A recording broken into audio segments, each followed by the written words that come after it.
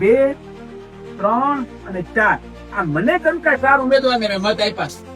આ મેં મત આપી દીધા એટલે મત પડી ગયો નથી. આપણે જૂની ઇલેક્શન માં શું કરતા હતા મતદાન વખતે પહેલાના આમ આપીને તમે નીકળી જાવ એટલે મત પડી જાય.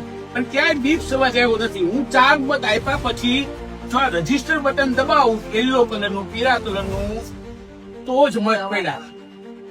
તો હવે 4 મત અલગ અલગ જગ્યાએ મને પસંદ હતા એ વ્યક્તિને 4 મત મેં આપ્યા. એ 4 મત આપી દીધા. પણ મને એવું થયું કે હવે બીજા નંબર ભૂલથી દેવાય તો આ નહોતું દેવાય. મારે તો અહીંયા આ નંબર માં દેવાનું હતું 12 નંબરમાં. તો શું કરવાનું?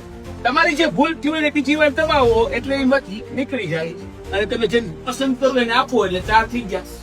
1 2 3 ને 4 થઈ ગયા. લાઈટ થઈ ગઈ. આ તો રજીસ્ટર કર્યું એટલે મત પડી ગયો. એટલે નગરપાલિકાનો રૂલ્સ એવું હોય કે એમાં 4 મત તમારે આપણા તમે જે વોર્ડમાં હોય એ વોર્ડ ની અંદર માનો કે 7 ઉમેદવાર ઉભા છે, 8 ઉભા છે, 12 ઉભા છે. તમે વધુમાં કેટલા મત આપી શકો? 4. તો માત્ર એટલું છે કે સાદી સિમ્પલ સમજ એટલી છે કે 4 મત આપવા જોઈએ દરેક. મને એવું થયું કે મને આખા વોર્ડ ના મારે એક જ વ્યક્તિ મત દેવો છે. મેં મત આપી દીધો.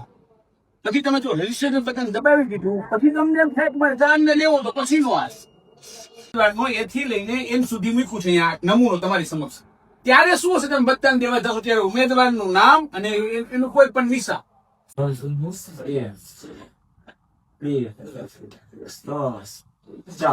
શું કરશો? હા, રજીસ્ટર બટન દબાવશું. લાંબી વિંદર વાગે ઈ યાદ રાખવાનું છે.